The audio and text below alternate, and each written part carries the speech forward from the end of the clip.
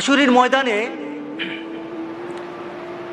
একটা ব্যক্তিকে দুজক থেকে উঠানো হবে। দেখুন বন্ধুত্ব কাকে বলে।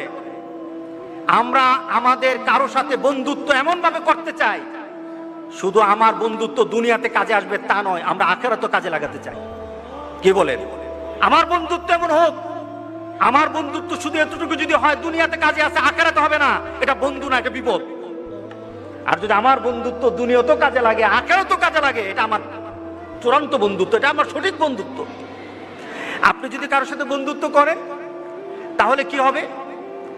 একটা ব্যক্তিকে দুজক থেকে উঠানো হবে, তাকে দুজক থেকে উঠানোর কারণ জিজ্ঞাসা করা হবে, আমাকে কেন দুজক থেকে উঠানো হলো, কারণটা কি? আমি তো দুজকি, আমার আমল বলে আমি দুজকি, কেন উঠানো হলো?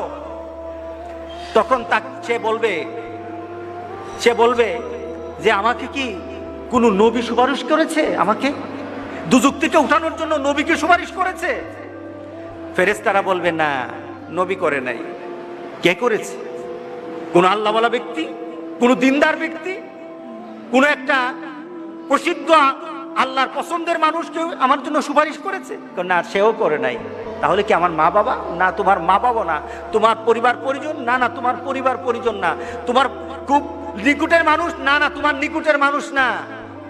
তোমার একটা বন্ধু ছিল, তুমি তাকে চিন্তা, তার একটা সম্পর্ক ছিল তোমার সাথে, কিন্তু সে যে চরিত্রের ছিল তুমি সে চরিত্রের ছিল না, কিন্তু সে তোমার মহব্বত করত, সে তোমাকে ভালোবাসতো, তোমার সাথে তার একটা চলাফেরা ছিল।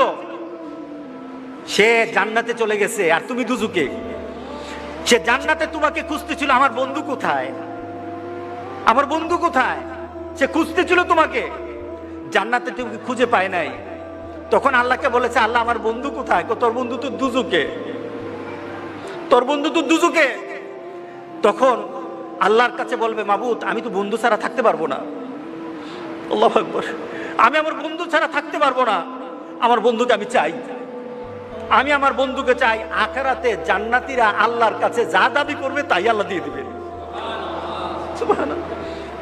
তাকে বলবে, আল্লাহর কাছে বলবে, আল্লাহ আমি আমার বন্ধুরে চাই, সে তো দুজকে, আমি দুজক বুঝি না, কিছু বুঝি না, আমার বন্ধুর আমি চাই, আমার বন্ধুকে আমি চাই। আল্লাহ বলবেন, এই সে তো আর তার বন্ধুরে ছাড়া থাকবে না, সে তো অস্থির হয়ে গেছে, আনান আমার জান্নাতীদেরকে আগে খুশি কর, আমার জান্নাতীদের খুশি কর।